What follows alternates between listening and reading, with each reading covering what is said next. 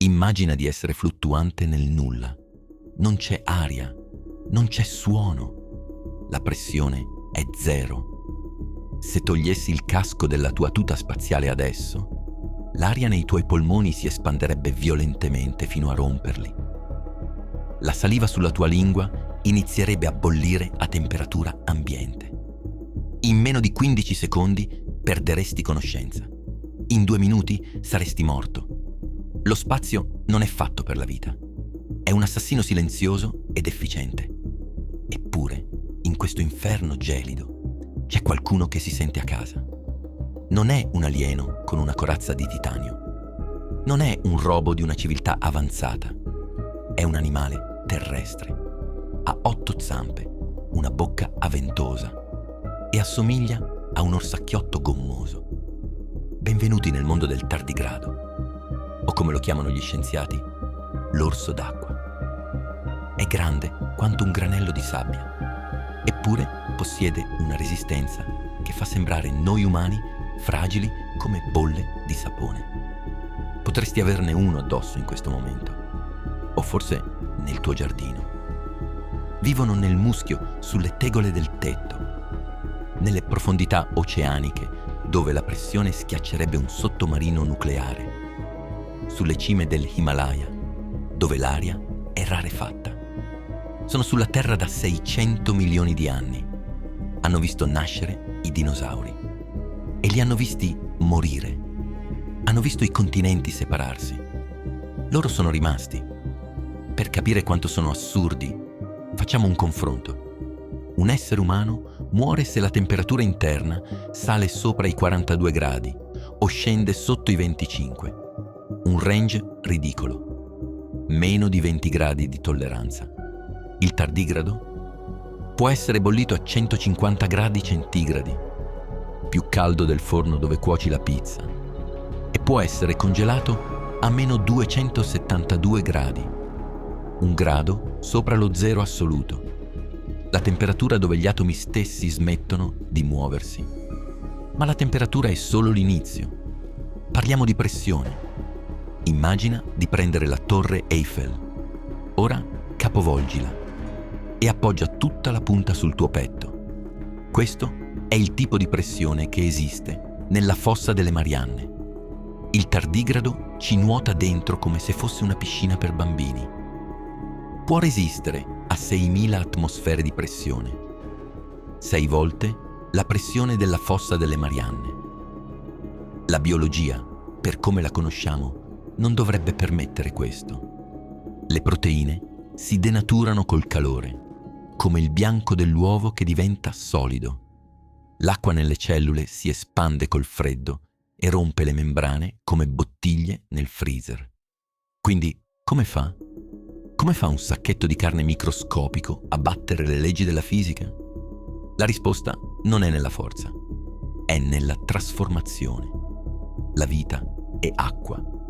Tu sei fatto per il 60% di acqua. Senza acqua, le reazioni chimiche si fermano e tu muori.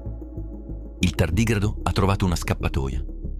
Quando l'ambiente diventa ostile, lui preme un interruttore. Espelle quasi tutta l'acqua dal suo corpo. Si raggomitola su se stesso. Le sue 8 zampe rientrano. Diventa una botte secca e rugosa. Entra in uno stato chiamato Toon. Ma ecco la magia. Non si limita a seccarsi. Sostituisce l'acqua nelle sue cellule con uno zucchero speciale, il trealosio. Questo zucchero non cristallizza come il ghiaccio. Vetrifica. Trasforma l'interno del tardigrado in una specie di vetro biologico. Immagina di trasformare il tuo sangue in ambra solida. In questo stato, il tardigrado non è biologicamente vivo, ma non è nemmeno morto. È in pausa. È una statua in attesa. Quando sei una statua di vetro, il tempo non ti tocca. Il metabolismo scende allo 0,01% del normale. Potresti aspettare 10 anni. 100 anni, forse di più, senza mangiare, senza respirare. Per un tardigrado in stato di Toon, un secolo passa in un istante. È un viaggio nel tempo verso il futuro, pagato al prezzo dell'immobilità assoluta. C'è un nemico che può uccidere anche una statua: le radiazioni. Nello spazio, i raggi cosmici e ultravioletti fanno a pezzi il DNA come proiettili che attraversano una scala a pioli. Se il tuo DNA si rompe troppo, non puoi più ricostruirti.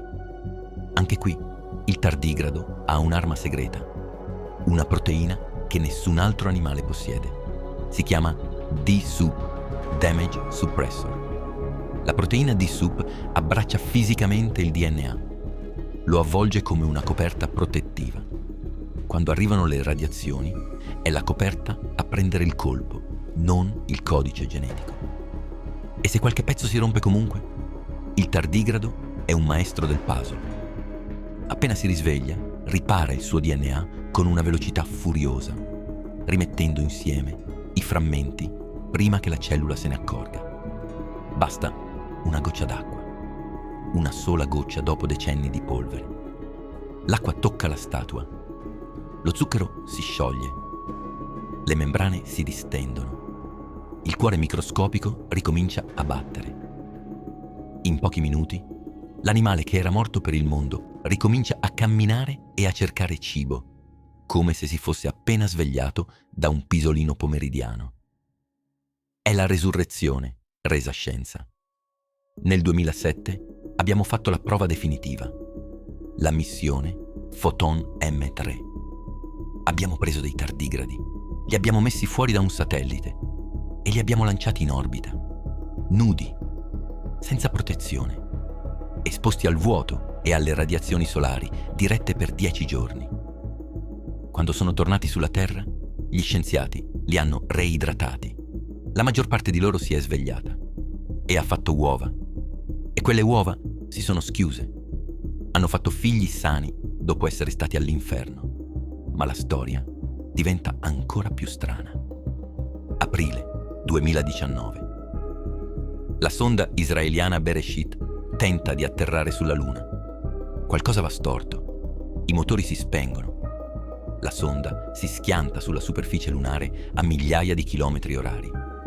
A bordo c'era una biblioteca digitale e migliaia di tardigradi in stato di TUN. Sono ancora lassù, sparsi nella polvere lunare. Sono vivi sulla Luna? No, senza acqua liquida rimarranno statue per l'eternità. Ma il fatto che siano lì, intatti, ci costringe a pensare. Se un meteorite colpisse la Terra domani, lanciando rocce nello spazio, i tardigradi su quelle rocce potrebbero sopravvivere al viaggio. Potrebbero attraversare il sistema solare.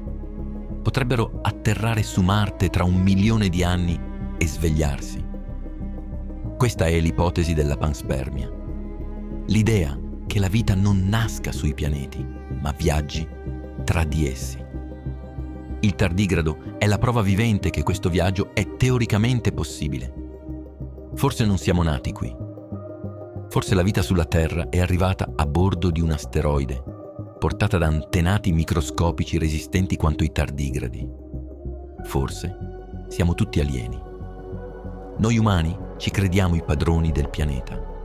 Costruiamo città, modifichiamo il clima, ci preoccupiamo dell'economia.